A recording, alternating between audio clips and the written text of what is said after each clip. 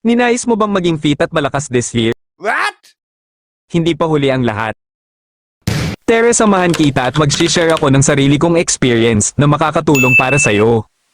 Dahil nasa isip mo na ang pagwo-workout, give credit to yourself dahil chance na ito para subukan ang fitness journey mo this year. Dahil kung ipagbukas mo pa yan, gagawa ka lang ng excuses para hindi ka ulit matuloy. Sa una, do research and educate yourself sa mga pro and cons ng fitness journey mo, dahil walang shortcut sa natural fitness. Pangalawa, set specific goals. Mag-set kung ikaw ba ay muscle gain or fat loss, gawing mas simple ang program para di agad sumuko.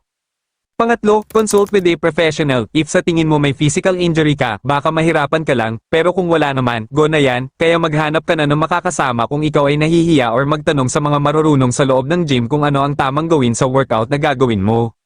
Pang-apat, create balanced workout routine. Mag-set ng program sleep na applicable sa schedule or lifestyle mo. Pwedeng 3 hanggang 4 times a week dahil baguhan ka pa lang, tandaan kailangan mo rin mag-rest day para sa recovery ng muscle mo. Pang-5, proper nutrition. Alam mo ba na ang protein ang kakampi natin sa muscle gain? Make sure na hit mo ito daily kung gusto mo mas mabilis ang recovery and muscle gain mo at tandaan consistency is the key. At pang-last, stay hydrated. Huwag kalilimutang uminom ng tubig para ma-replenish ang iyong body liquid while doing workout. More fitness tips and hacks for newbie and other gym rats. Salamat sa inyong panonood. Hanggang sa muli.